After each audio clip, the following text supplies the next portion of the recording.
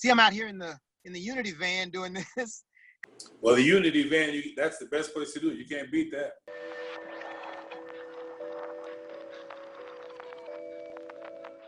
Welcome to Erase Race, and today we've got race education and eradication.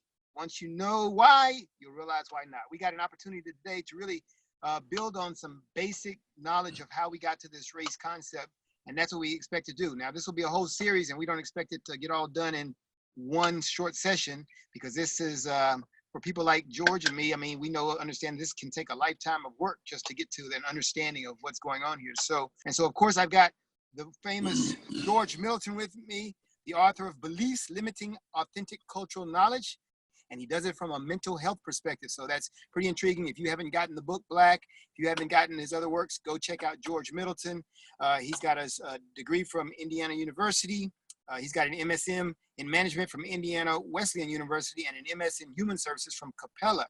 And in addition to all that, he's an accomplished musician. And man, you listen to that music. If everybody listened to that music, that'd be enough to do away with the race thing right there. So we might need to get that out there on the road. So we're glad to have you here, George. Glad to have you today. Thanks for having me, man. I always love chopping it up with you, brother. And I'm really proud of you and your commitment and the strategy that you have employed in addressing this very generationally plaguing issue. And I have to also commend you on the fact that you are non-combative. You're challenging, but you're non-combative. So you create environments to have productive discussion. And that in and of itself is the most powerful tool ever when addressing such an emotionally loaded issue of race. So, thank you. And I tell you what, that is the objective. And I tell you, at times that's very tough, but that's the objective, because I believe if we can actually begin to dialogue and talk about it, then we all can come up with solutions to this. So I think that's very important. But thank you for that.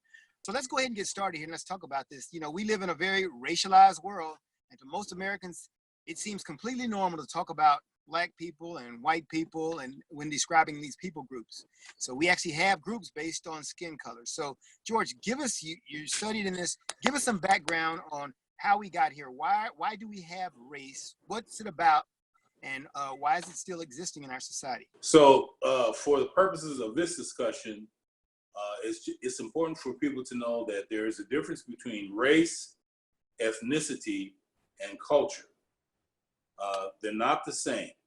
There's different ideologies behind all three of them. And without going into a history lesson or a classroom curriculum discussion, is the most important aspect to understand about race is that it is a social construct ideology specific to the beliefs in what skin color represents. It's not just about being a certain color. It is about the belief system associated with that color, expressly designed for an economic purpose. And the ideology behind race is that it is the belief that one skin color is superior over another skin color due to God's innate creation. How do we get to that? You know, because that is true. Everybody kind of agrees that there's this racial hierarchy, whites on top, blacks on the bottom, everybody else is in between. Where did that come from? How did we get to that? It was economically driven from the European, who made 5 classifications of races. And this European made the 5 classifications, and of the 5 classifications, you have Caucasoid, Mongoloid, Australoid. They're all associated with regions, right? And they end with oid, Negroid, right? Of all of those classifications, which one of those did this European put on top of the hierarchy? I would venture to say the European one, the one that exactly. Was so Caucasoid, because that's Caucasoid. So at that point, you kind of have to question the veracity of his. At that time, he tried to present it as a scientific, studied research premise, but back in the 1600s, their scientific capabilities were not that advanced. Yeah, all right, so everybody knows now that okay, so it's not scientific, and everybody kind of says that these days. It's not scientific, but yet we still cling on to it. Are those a group of people who don't know that it's not scientific, or are those our government entities and all of these people who still require you check race on a form and things like that? Why, if that is true, that we realize that it's not biological, it's not scientific, why do we still hang on to that stuff in America? Even though it's not biological, it's economic. When you're talking about dismantling race, you are simultaneously talking about dismantling the current economic structure. So yes, so what you're saying is the same, let's tie these things together, because one of the reasons we think race was initially became a thing was, of course, in the 18th century, whatever, and it was as done for economic purposes, because especially in the South, that was their economy. So you're saying basically the same thing is at play today, that we're maintaining this concept. And so how is that economically advantageous today? It is economically advantageous because the country, and I would say even globally, it's based on this racial hierarchy. Even though in the country, from a race standpoint, if you're looking at racial classification, white is the majority in the country. But globally, white is the minority. That was the inspiration of those who identified as white, is that they felt in fear of being overtaken and not being in a position to control their destiny. They created an ideology that works on the belief system of those who are non-white, integrated with an economic drive. And when you connect ideology with economics, then people have an internal motivation to perpetuate that ideology. So let's say America in the 1800s, then, okay, and 1700s, since slavery, the inception of slavery, then it was very economically beneficial in the South because you had free labor. That increases my profit margin big time. I don't have to pay for labor. Correct. What is the economic system now that allows race to be perpetuated throughout our society? How does the economic benefit work there? When in 1865, when slavery was legally abolished, do you honestly believe that everything just switched on a dime? Well, no, but we know that. So, but in 2019, so there's probably no slavery per se. There's no slavery where. No, there's still slavery. So in 1865, when they switched that, they all automatically transitioned from, instead of calling it slavery, it now became where you were indigent. So if you didn't have your own place, if you didn't have a measure of taking care of yourself, if you didn't have a residence, you were now an indigent. And what they did with indigents is they took them and incarcerated them because they were breaking the law of not being able to take care of themselves. It became a transition from free labor of the slavery to now you're an indigent and you're in the incarcerated system, which you're still being able to benefit off of free labor. Okay, so let's talk about 2019. So how is that now working in 2019?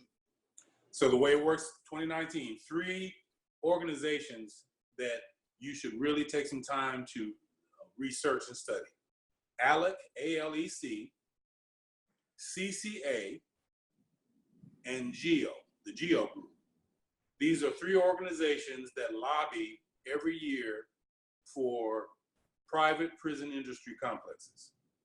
So they make sure that policies coming from the government are advantageous to private prison systems.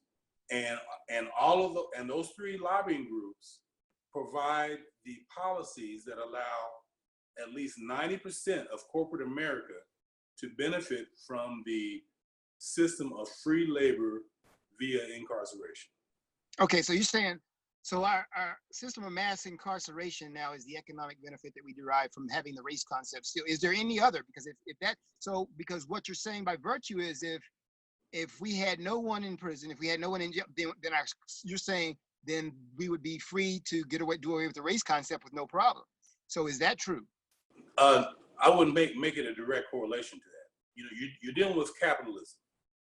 Okay. And I think that people believe that capitalism is about merit and your own efforts. You get reward for your own efforts. But the shady underbelly of capitalism is that it needs a certain amount of poverty for it to be sufficient. If you don't have poverty, then these corporations don't have a pipeline of low cost to free labor. Well, wouldn't it seem like in capitalism, you're going to have upper, lower, I mean, because by virtue of the system that it is, if it is in fact a meritocracy, then you're going to have people who are going to try harder. There are people who are going to do more. It's just because we're not all of equal endowment, equal effort, and that happens within a family. All right. Everybody's not the same. Everybody's not Michael Jordan on the basketball court.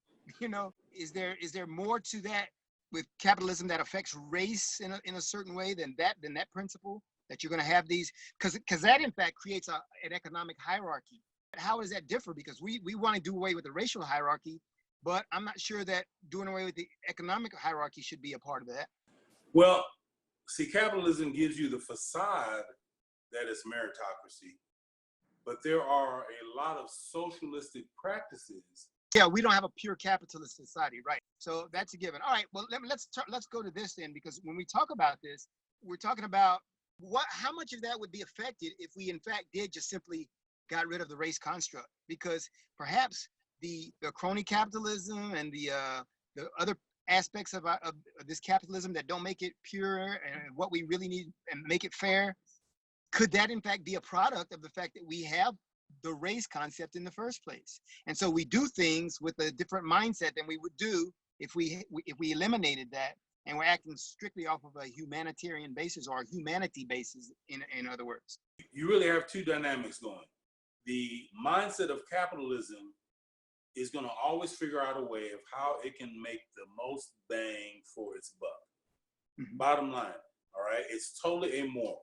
It may wrap it around itself around patriotism, religious spirituality, all mm-hmm. of these American apple pie and everything. It'll do what it needs to do to be profitable. Even if you were to get rid of the race ideology, capitalism will still, on its own engine, figure out how can it find a loophole to increase its profit margin. Okay, and so in our society, of course, that's not always a bad thing. All right, so there's some positives about that. You take a company like Chick-fil-A, and they're good. They do good things for their employees. Their employees love working there. They do good things in our society. So that's not necessarily a bad thing that they are trying to increase their profit margin. It's what kind of social responsibility they have when they do that. There will be some that'll be good. There'll be some that'll be bad. So I'm just trying to see what the impact is of race on that entire dynamic. So that's why we're talking about this today. Well, I never deal with moralistic frameworks. I don't deal with good, bad, wrong, or right, because those are irrelevant at the initial stage. What I deal with is it working for you and aligning with your goals, or is it working against you? Does race have a moral component to it? The fact that race concept, isn't that automatically a moral component? Because if you're saying that there's a racial hierarchy, and we know that that's not true, then you're making and I hate to use, because every time you use Hitler, then that's like an extreme case. But isn't there a moral aspect to that? Because you're saying the same thing kind of that he said, that you're believing what he believed. So there's got to be a moral aspect to that concept, doesn't there?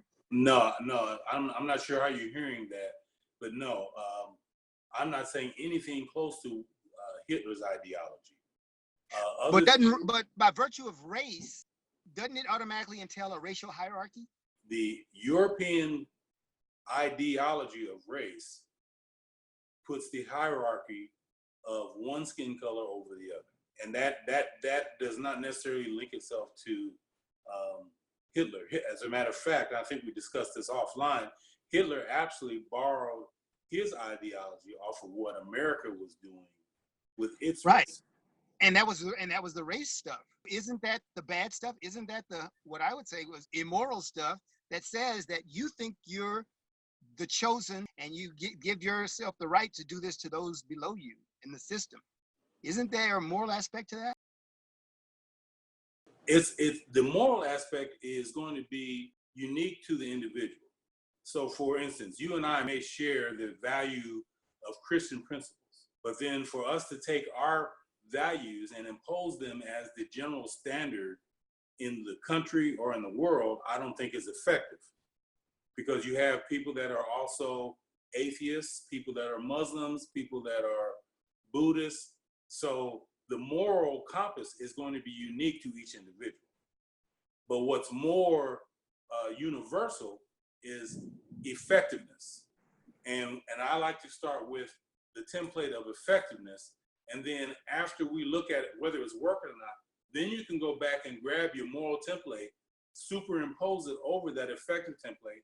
9 times out of 10, it will align perfectly. But when we're trying to solve a problem, it's ineffective to start with a moral template because not everybody is on that same page of morality. So what would be then your view on it? Because we agree on this race construct's got to go.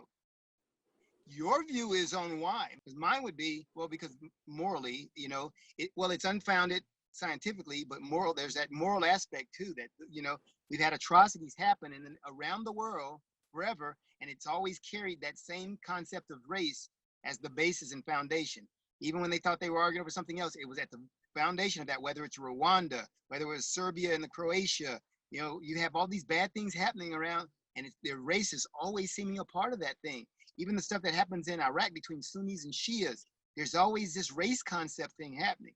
And so atrocities happen because of that concept. So I would say that's a huge reason. But separate from those, what would be your rationale for saying, why do we got to get rid of race?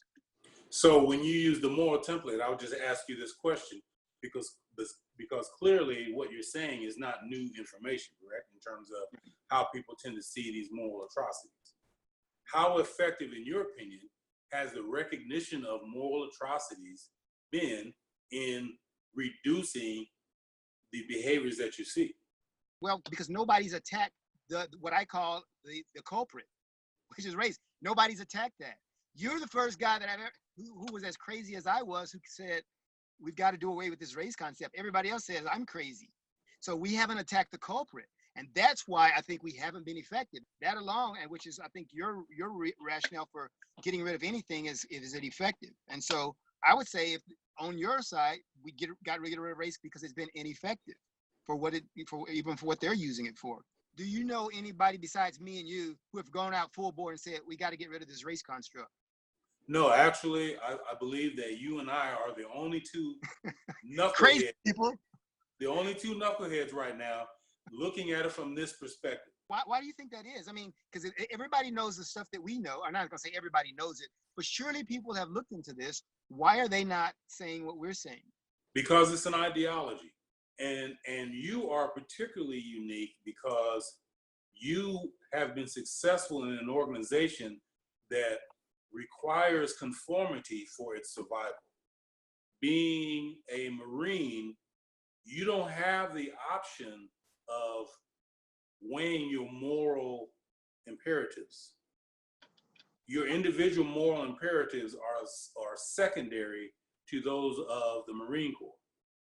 True. So you kind of break a lot of molds. You're very observant about that because you're saying that on the heels of me just kind of like realizing that, so you're very astute in realizing that, because both the 20 years I did in the Marine Corps, and then I had the same really concept when I taught high school for 12 years. I used to talk about that to my students. I said, hey, when I create the Charleston School of Success, it's going to be different than this. But I realized while I was in that environment that I had to submit to the environment I was in there. Same thing in the Marine Corps.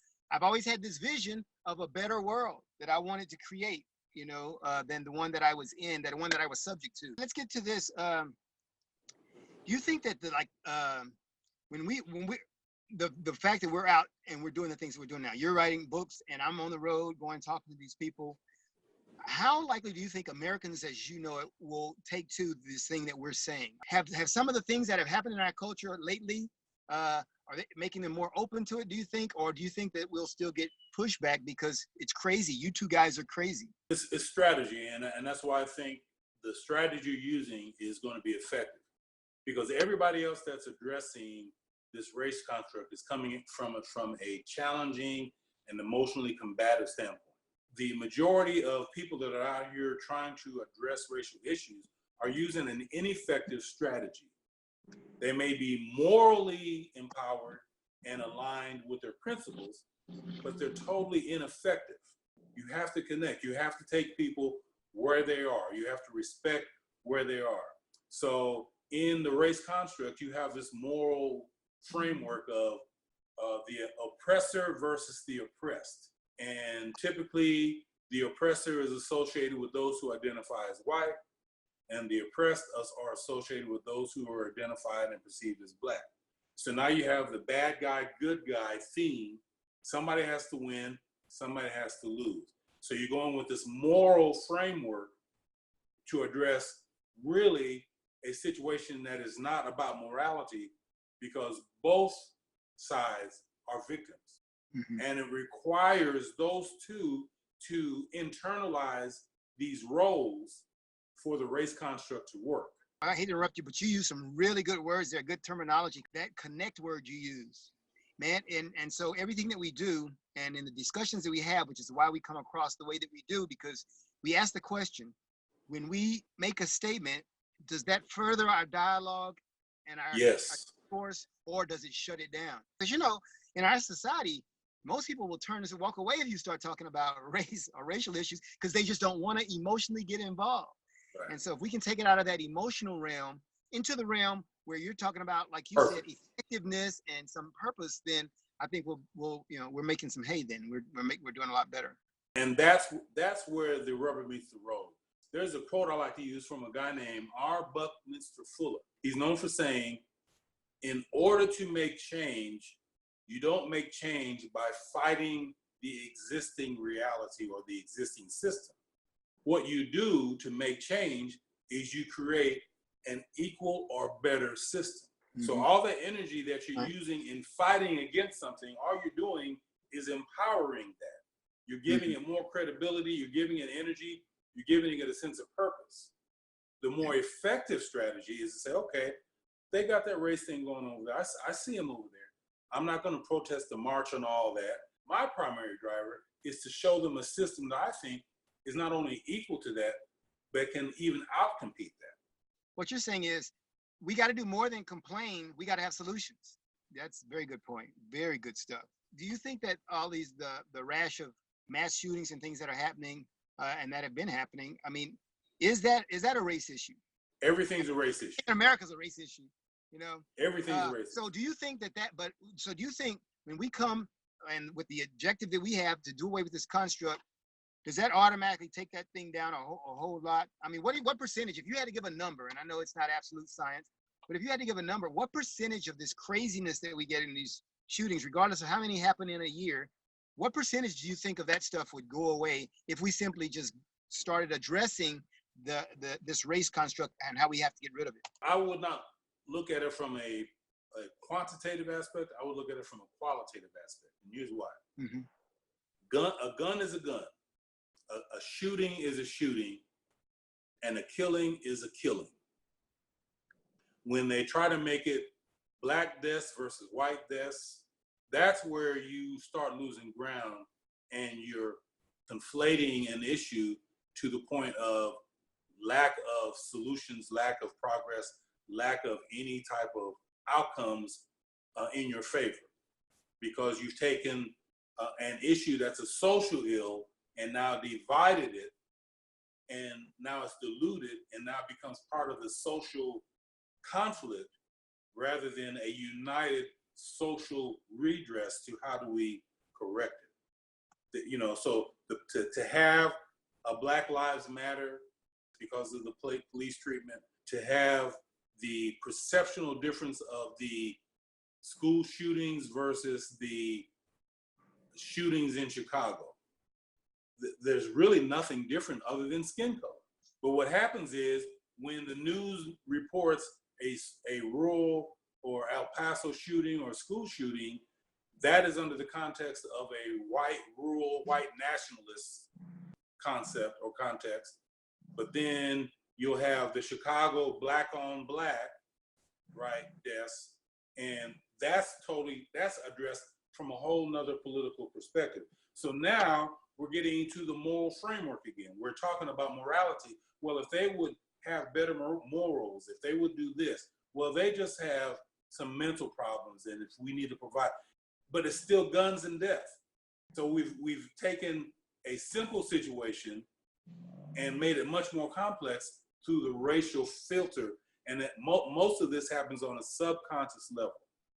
We're not. Or is it conscious? Or like, for instance, I saw an article in the online yesterday, I think it was, and you might have seen it, where it said, white woman holds 4 black teens or something at gunpoint. And I said, why is color included here? Why? It could have easily said deranged woman holds 4 youth, you know.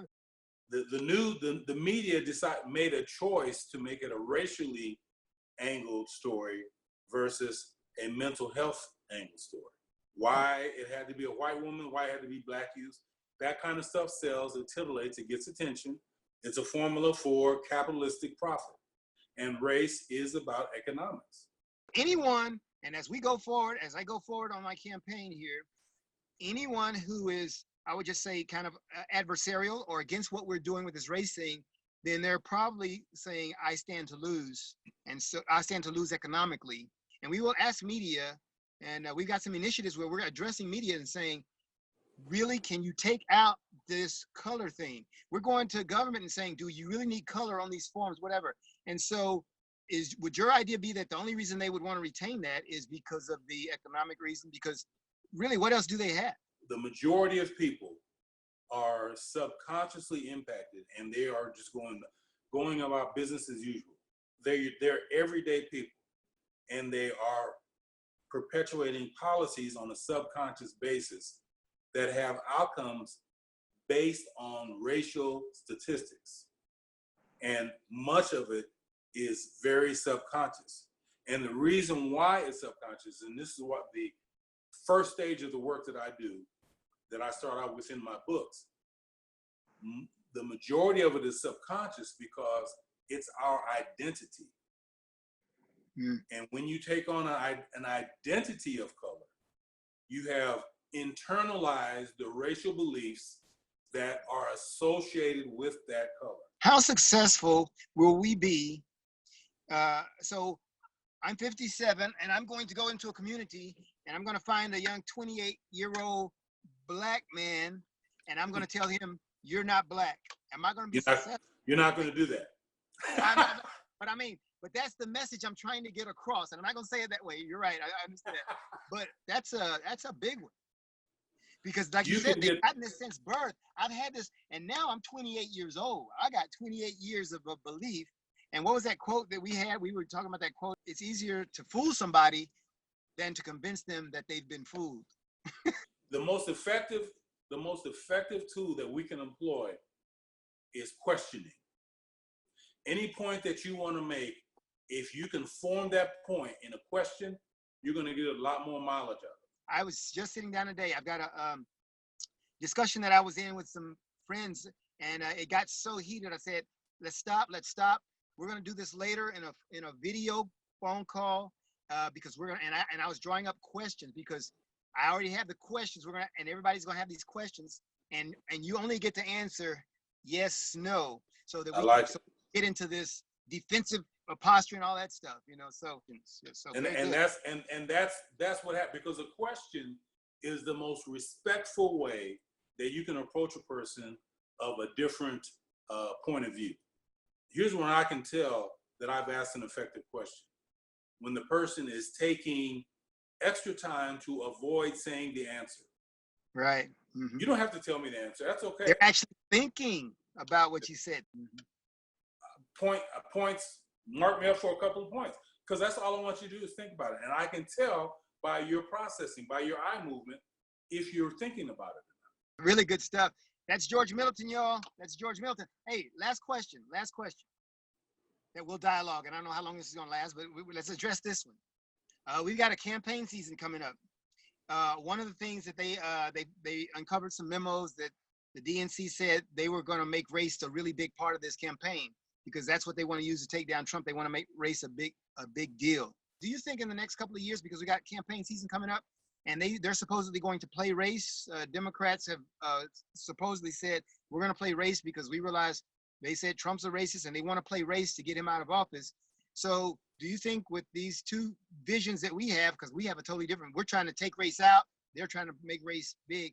What do you see in the future? Does race get bigger, or do we collide and people start actually thinking and entertaining the fact that maybe race should not be considered? Both parties are going to double down on the way they have used the race construct. The party associated with the right are going to continue with, I don't see race. This isn't about racism. There's no such thing as, everybody has the equal shot. Everybody has the equal chance. So the Republican side, the conservative side, is known for dismissing anything of racial nature. Is that side then more likely to say, yeah, let's do away with race? Are they more likely to say, yeah, let's do away with race? They think that by ignoring it, it's gone. So it's a form of gaslighting. You're familiar with that term, right? Yes. Mm-hmm. So the perception of the right is they're political gaslighters. The left, they are trying to come across as an empathy-filled party, but they are so ignorant of what racism really is. So take Joe Biden, when he made that gaffe about poor people are just as smart as white people, right? That was an ignorant racial belief system. He didn't mean any harm, right?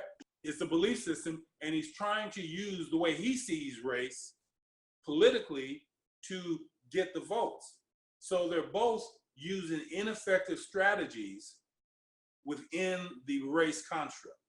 All right, so they're staying inside of the race paradigm. They're staying inside of the race paradigm. Neither one is better or worse than the other, because if you're in the race construct, it doesn't matter if you align with the right or if you align with the left, you're dysfunctional in your thinking. So my suggestion would be to challenge those who vote to be more educated about race. Someone asked me a question about, would you support a politician who did this or do that or whatever? I said, I'm not supporting any of them. They didn't support me. You can vote for those people. You can vote that way and you'll get what you got. I can tell you, I'm running a campaign. I've got nothing to gain because I'm going for the unity thing. Vote for me. Vote for me. This is my platform and I don't need an office to do it. So vote for me and give us $1 while you're at it. Hey, but I appreciate you, George. I'm gonna give you some time for some closing remarks because you got such good knowledge and good things. You've given a lot of information. Yeah, I just want to leave people with a question that I always like to ask for their own self-edification. Are you, in terms of your identity, are you your color or are you your culture? Secondly, that whatever those decisions, whatever the answer is from that question, your lifestyle has to support that answer. And our goal is, just like what Race to Race is doing, the unity movement, making America one. The last question to consider is, can you be American and be a color too? Good stuff, George Middleton. Outstanding. Good stuff. Appreciate having you on here. And hey, you're going to be my go-to guest for my race education series. We'll come back next week and try to hit them with another 30 minutes of some really good stuff just to get people thinking, because that's one thing you do. And I guess that's your counselor background, make people think. And that's what we want to do at Erase Race, make America think again. So I want to thank you and look forward to having you again next week. We'll talk about it. So thank you. And we're out for now.